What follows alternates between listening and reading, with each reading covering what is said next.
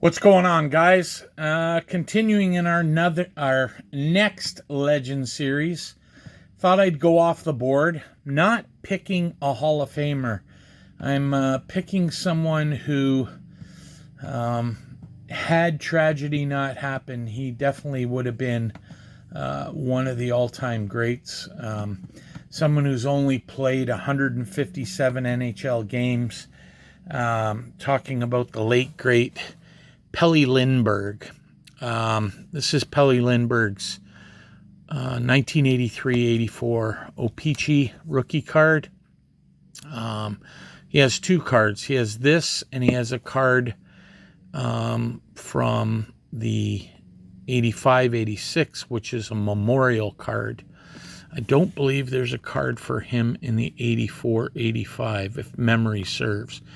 And if I'm wrong, I apologize. But let's talk about Mr. Lindbergh.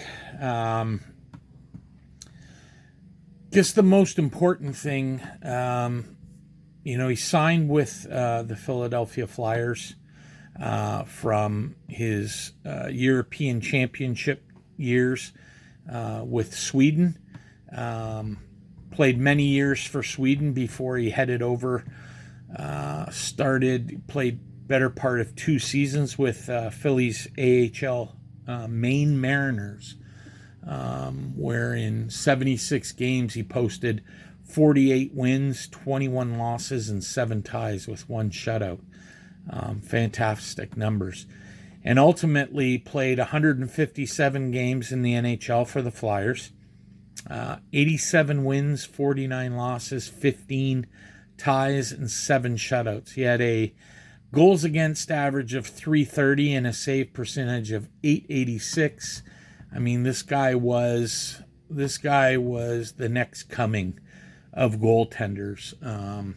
Probably just a bit before the likes of Patrick Waugh came on the scene, and after guys like Grant Fuhr and Andy Moog. Let's just talk about a little bit about Pelle.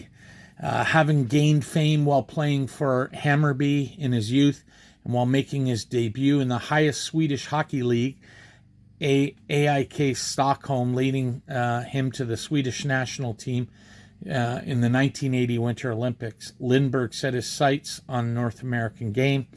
Lindbergh owns the distinction of being the goaltender on the only team that did not lose to the gold medal winning team USA at the 1980 Olympics, as Team Sweden and Team USA played to a 2-2 tie in the first game of the tournament.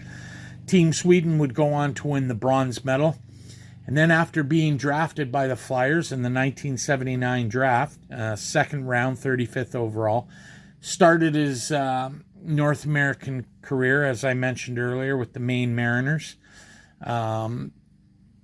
before playing his first games in 1982. 1983 was named goaltender of the all-rookie team, led the National League with wins with 40 and games played with 65.